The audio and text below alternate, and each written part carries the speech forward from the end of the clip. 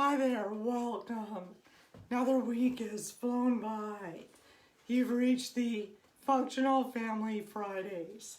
This is going to be a weekly conversational platform, a very unique one, where it's dedicated to ending the generational cycle of family fear and dysfunction and replace that with love and peace.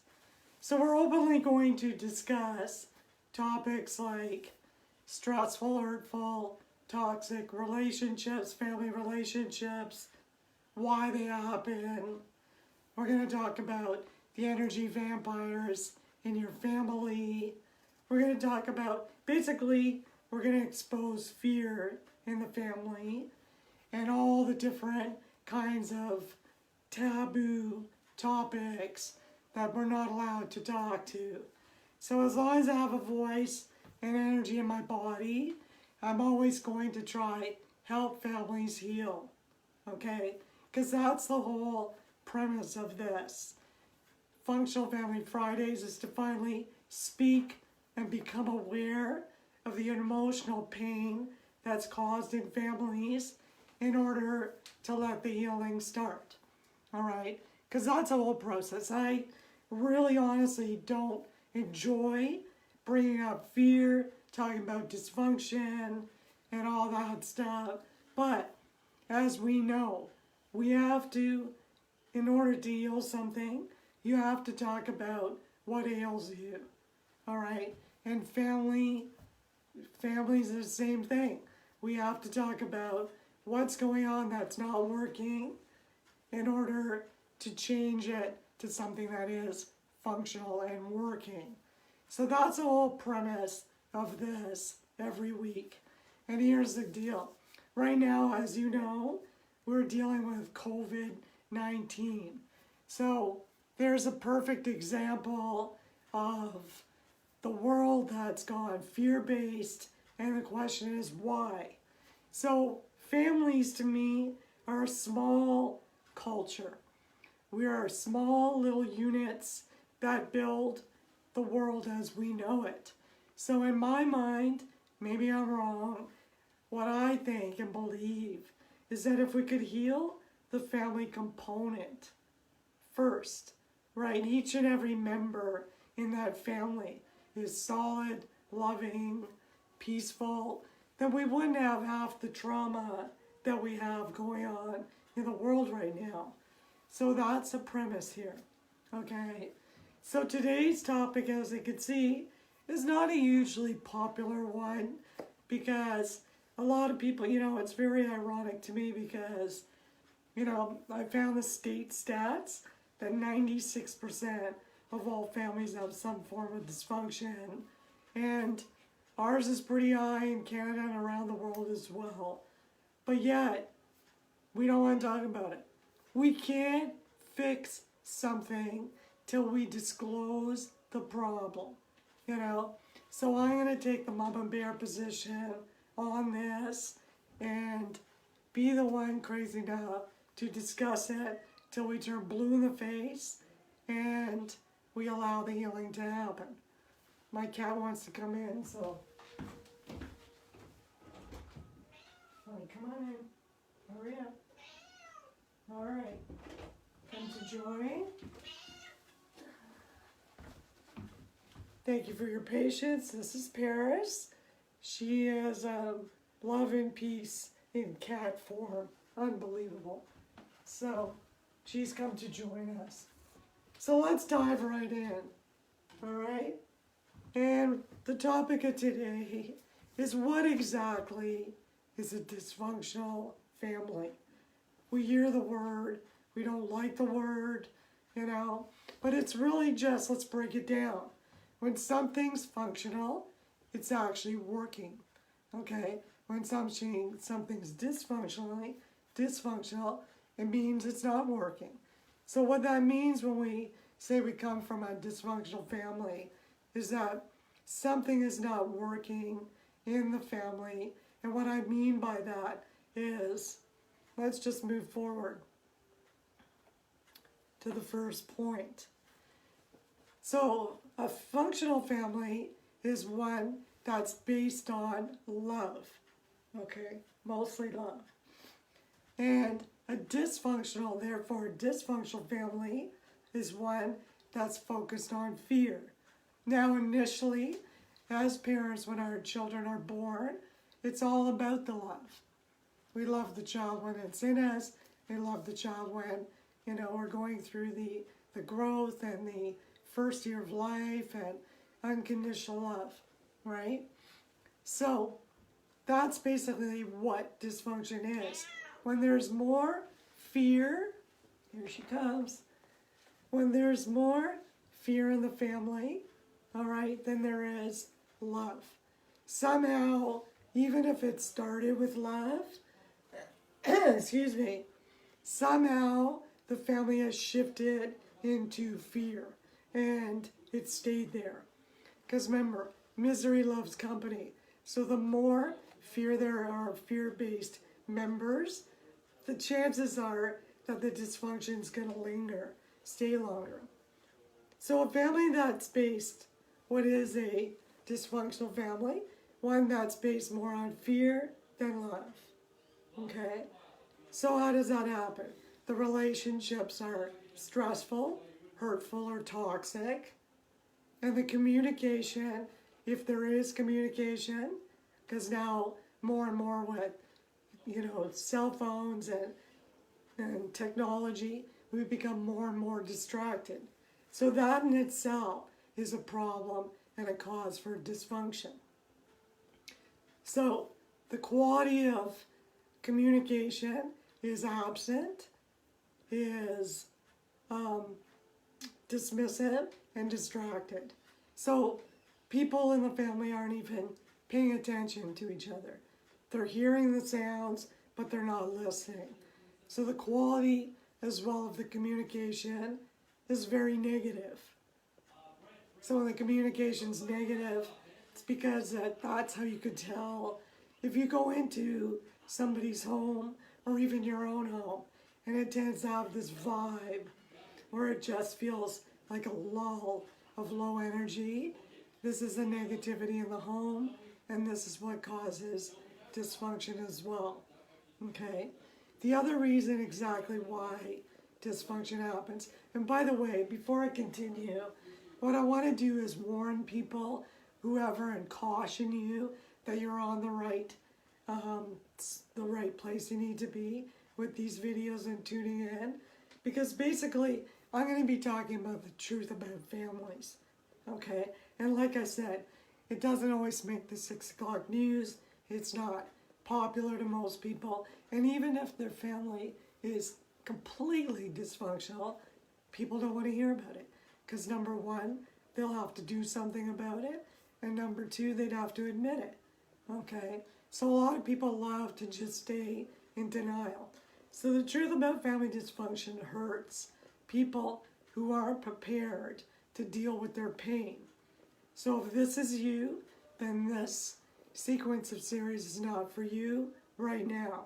Perhaps you're not ready to hear it, you're not prepared to do anything about it, or maybe you never will be.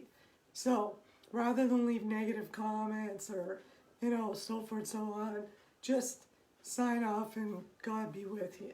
All right? God bless. So let's carry on. So that's another reason why dysfunctional families happen, is because you inherited the generational cycle of dysfunction from your parents and their parents and their parents.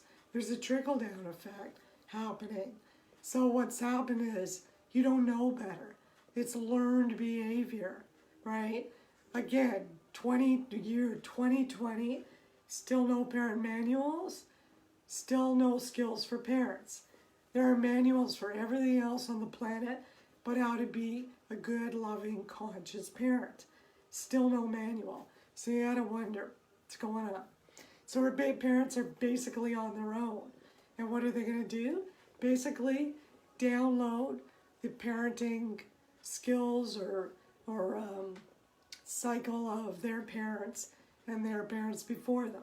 And the only way to stop the cycle of dysfunction is for change to happen. Someone has to step up, step in, and say, that doesn't work for me anymore. That doesn't work for 21st century parenting. And you'll find that a lot of the old school parenting does not. This is why many of the children, I've got COVID hair, so pardon me if I keep it, I need a haircut, like everybody else. So a lot of these strategies are not working. So a lot of the children, 21st, millennial children, are pushing back. And that's why. But that's a whole other topic.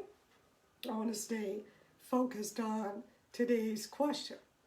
Okay, so another reason, what is exactly, how do you identify a dysfunctional family? It's usually a family with one or more parents that are, like a parents, emotionally wounded. By the way, she's a healer just like I am, and she tends to join me or be with me when I'm talking about low vibrational topics such as dysfunction, because she tries to boost my energy and bring love into the equation. So she's amazing. Love her that way. All right. So when one or more of the parents are emotionally wounded, meaning they have suppressed issues, perhaps from their childhood, that they haven't dealt with, that is unconscious and in their subconscious. But the way that you could tell if you're wounded is if you feel unloved. If you feel unloved by your parents, by your family members, then chances are you're a wounded parent, and you're parenting that way, unfortunately. Okay. The other way is if one or more parents grew up in a dysfunctional family, So why am I so passionate about this? Because I did, like many other people. In my family, there was no abuse of drugs or alcohol or physical violence other than, the spanks that we got from our parents. But I would still call it dysfunctional because of the level of negativity and the anger that was in the house, controlling behavior, bullying, punishment. This was all very hurtful, and it wounds your spirit. And that's exactly what happened to me. So my passion is, again, to stop this. Like, I want peace for you and your family, for me, for our children, for my grandchild, for your grandchildren. Look at the state of the world right now. Look at it. We can't keep denying that there are problems. There are really big problems. And again, like I stated in the last week's video, we can't turn a blind eye to domestic abuse, emotional abuse. People don't want to be quarantined with their own family. What is that telling us? That's telling us there's no peace, harmony, safety, trust, love within a lot of families. So if I heal one family, then I feel like I've served. So if this helps one parent heal one family, then you know what? I could die a happy woman, because that one person in that one family could have been any of those people that got a crazy idea in their head to go down and drive their car and run over people, or set bombs, or go over and shoot innocent people. So I'm the type of person who wants to find solutions. I'm solution-oriented versus just sitting around waiting for the next dysfunctional thing to happen. Let's stop the madness now, okay? So, as you can see, I get very fired up. And my husband said to me, Rita, try to be cool. So, I'm going to try to do that. So, what other way can we identify a dysfunctional family? Divorced families are dysfunctional. Surprise! You know what? I never realized that. I went through a divorce myself, so I was sort of double dysfunctional. What is double dysfunctional? It means growing up in a toxic family and then creating your own toxic family by getting divorced. Now, I'm not saying I'm an advocate of divorce. If you're living in a horrible marriage and a horrible life, then absolutely you need to set yourself free from that. But we can't deny that divorce isn't dysfunctional. It hurts. Whenever, just remember this. This is how you can gauge it. If your family creates any form of pain, suffering, fear, then it's dysfunctional. Period. Okay? Now, I'm not saying again, because I always feel like in this world with everybody attacking you, that you have to defend yourself. What I'm saying is, not all families are perfect. I get that. And some family, you're going to experience some stress, some fear. Sometimes you're going to say a hurtful thing to a family member. Doesn't mean you're dysfunctional. As long as you have the consciousness as a conscious parent to calm down, calm yourself down, regroup, okay, and then go back and have the emotional intelligence to recognize that you were wrong and apologize and use forgiveness, okay? That's the difference between staying dysfunctional and being functional, okay? That's the difference. Having the awareness to know that you unintentionally hurt your daughter, your son, your husband, your wife, sister, brother, grandparents, and you have the emotional intelligence and confidence and stamina to go back and apologize and clear the air.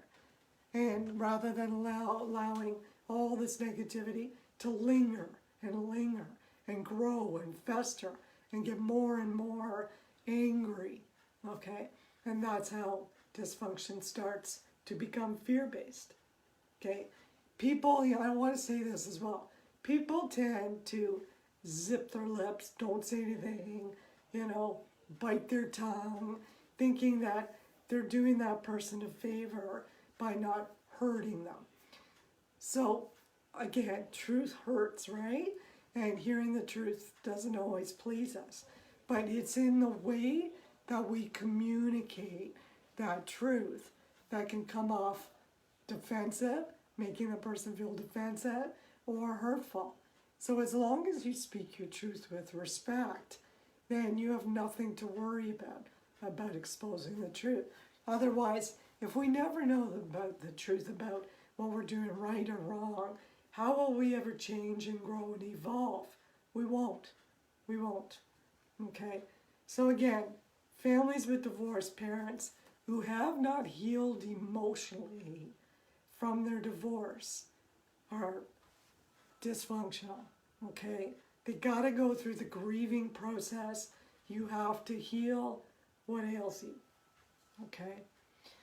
The other way you can tell if it's a dysfunctional family is a family with parents who have low self-esteem, low self-worth, and low self-confidence. Okay? So if the parent is sort of fearful all the time and afraid of upsetting their child and, doing the wrong thing, you're going to create a household of fear, and those children are going to have a field day with you. Okay? So parenting, as a parent, speaking as a parent of over 30 plus years and now a grandparent, you can't always be the nice guy, okay? You got to set boundaries for your children. You have to place the rules. There has to be rules in the house, just like there is right now with COVID-19. The government has set rules and standards for us, and we have to listen. So they're sort of like the big parent, and we are the children, and you have control, and we may not have control of our outcome right now and what's going on in the world, but as a parent, you have control of your house, your household. You do have control of that. You have control of the boundaries, the rules, and the guidelines, and all of that stuff, okay? So don't ever feel that you have no control. You do have control. And your family and your children are going out there and influencing the world. So I'd say you have a huge, important job and a lot of control. Okay? So focus on what you can control, which is your household right now. Okay? So in order to run that household effectively and functionally, you have to have self-confidence as a parent. Your self-esteem, self-worth. You have to feel valued, important. Now, I'm not talking about ego. That's all fear. But coming from a place of love, with love, we have to still set rules. It's no different. But they are respectful rules. That's the difference. Okay? So you have to have that confidence. So if you're parenting with no confidence at all, if you're a new parent, don't know what you're doing, or even if you're an older parent and you're afraid to speak up and speak out, then you're lacking self-confidence because you don't see the value within yourself. Okay? God gave you those children for a reason. He wants you to raise them. So you got to own it and you got to develop yourself so you can be the leader. Just like we're tuning in to Justin Trudeau and all the officiants, we're looking for him for confidence. Like just imagine if he came on every day at 11 o'clock and he was like, oh my God, I don't know. You would be like, this guy is a nut bar, okay? So, and you would lose respect for him and you'd probably tune off the TV. So that is potentially what could happen with your children. Your children will lose respect because you're not strong, you don't exude that confidence. All right, you're creating fear within them, and they're probably going to tune out and stop listening to you. Okay, so that's typically what ends up happening. So I touched on ego.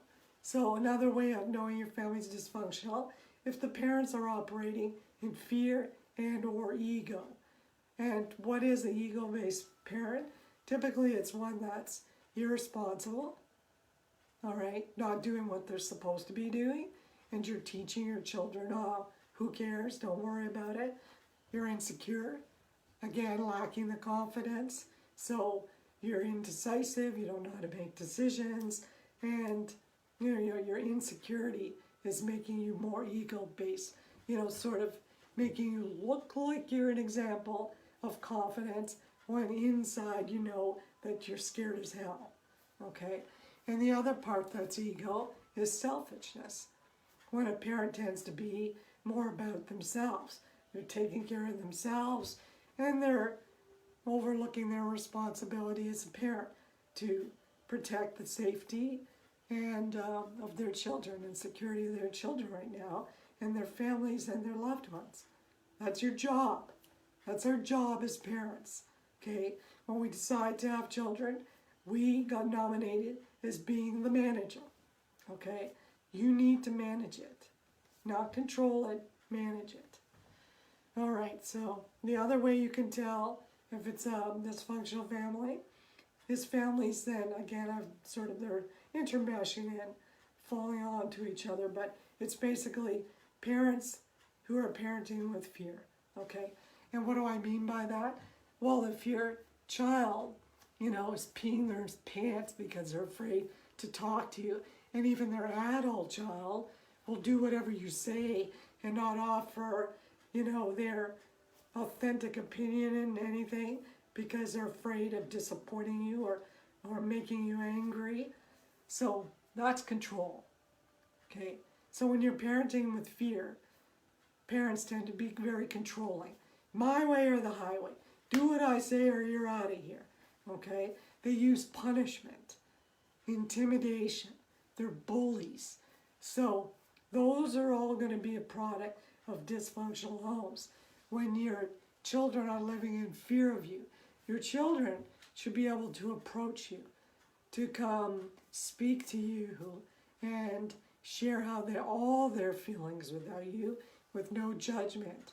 You may not like what they're going to say, but as a conscious, unconditional loving parent, you're supposed to love them anyways. And it goes back to, if If you don't love yourself, then you can't love them anyways. You have these rules, these, and they're going to be punished if they don't do what you say, right? My mother used to intimidate the hell of me and my sisters just by her look. She would give you this look. I don't know if it was a European thing, but she'd give you this look. Means that when you get home, you're in trouble, okay? And I grew up with a lot of this sort of hair pulling and ear pulling and punishment. My mother loved punishment. So it was either facing a corner or, getting spanked. And so, needless to say, I grew up with a lot of fear in my family. In fact, it affected me physically in my vocal cords because I was told, my stress always goes here, because I was always told to shut up, don't talk. Watch what you say or you're going to get smacked in the mouth. So, it's funny when I share some of these stories with my friends that I've known for years, growing up, even with my children, they just can't fathom. And again, if you didn't grow up with this kind of dysfunction, you'll never understand it. You'll never understand what living in fear feels like.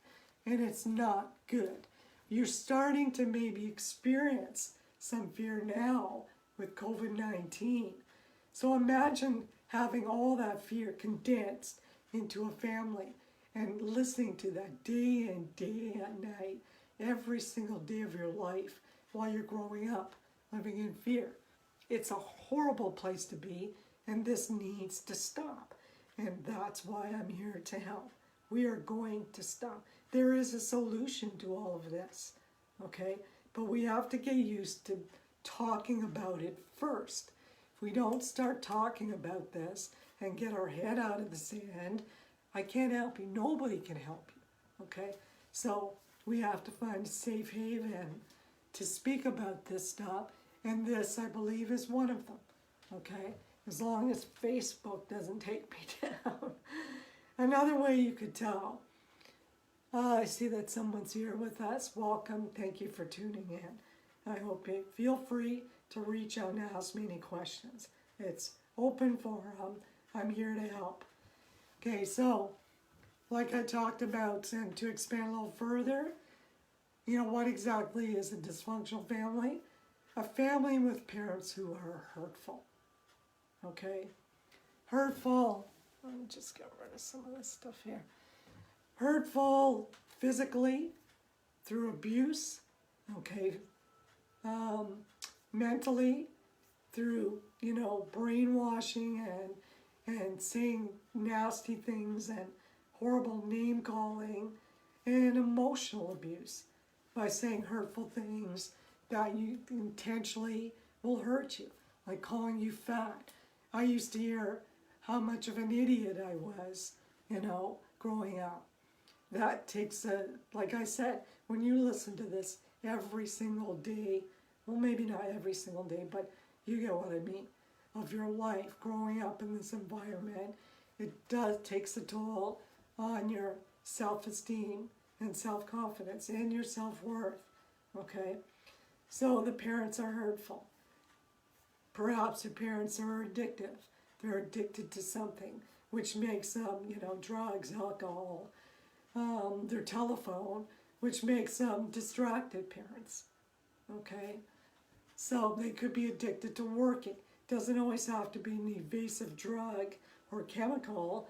Sometimes working is an addiction, shopping is an addiction, sugars, overeating is an addiction, and there will be a trickle down to the children because they'll become very hurtful and just self-focused on their own pain. So it becomes very hurtful.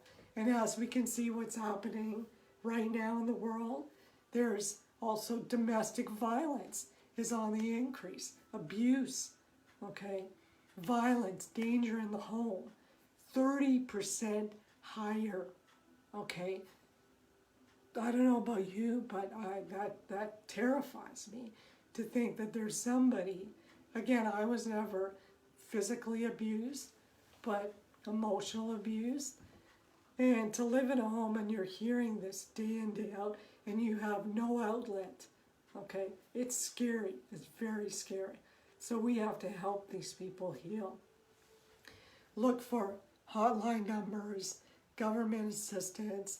Please do something to help yourself in that way if you're feeling physically threatened, okay? The other way you could tell about dysfunction is if the parent's emotional health is not well either.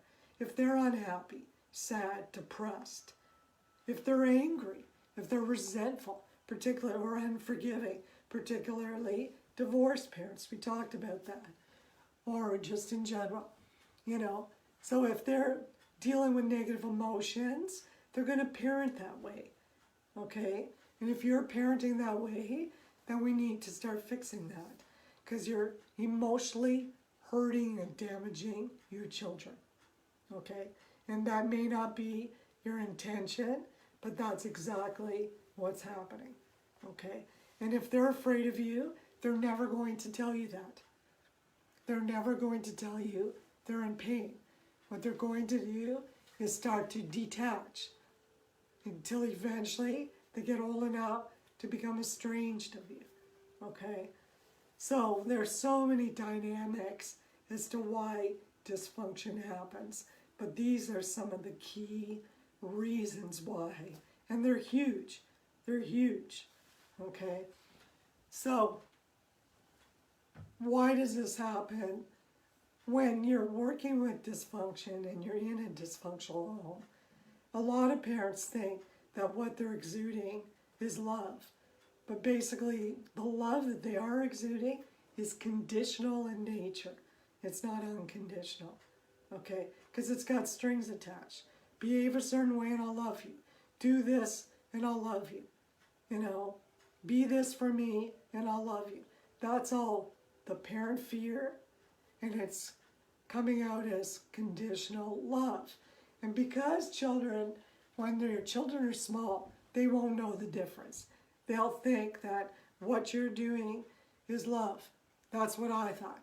And that's why a lot of people are confused about dysfunction, because it's not always all bad. Sometimes there are moments of, you know, again, that's how energy is. Sometimes we're happy, sometimes we're not. Sometimes we're angry, sometimes we're not. So the child who from a dysfunctional family will hang on to that one morsel of good and hold on to it and to ride them through all the rest of the dysfunction that they have to deal with.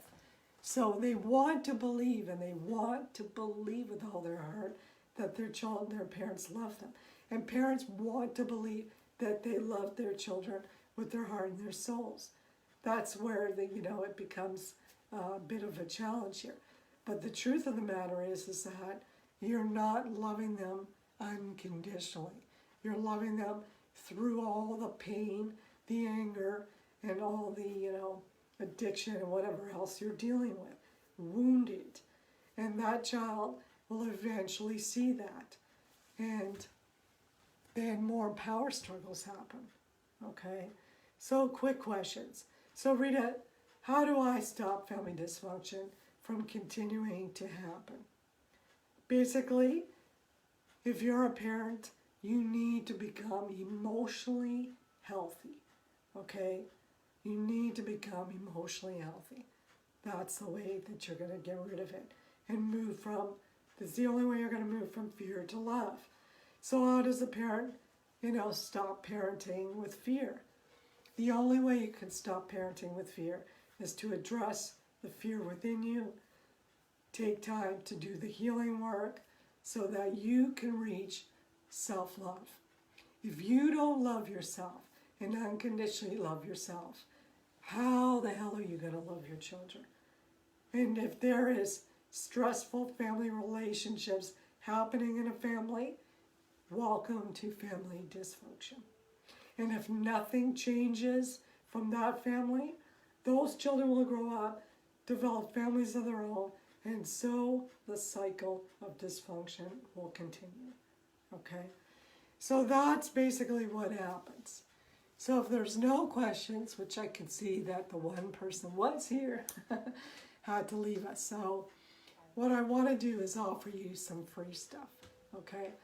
If you go on to the Functional Family website, which is thefunctionalfamily.ca, right on the home page, there is a free emotional checklist that you could download for free, and all you have to do is put your name and your email so we can stay connected and I can continue to help you. That checklist is quick and easy to go through, but it'll give you a very quick snapshot of where your emotions are right now. Are you focused more on love, or are you lingering in fear, and what to do about it? So get that emotional checklist. It's on the home page on the functionalfamily.ca. Also, if you're not a member already, please join my free group. It's a public group on Facebook that this will be posted, called Stressful Family Relationships, Holistic Solutions. Okay? And finally, join my Instagram, follow me there, and YouTube. Just look for Reiki Rita Roberts on YouTube and Instagram, and you'll be informed there. So with that, I'll sign off. I hope you found this video useful and helpful to get really clear about whether your family is operating in dysfunction and what you can do to start changing things.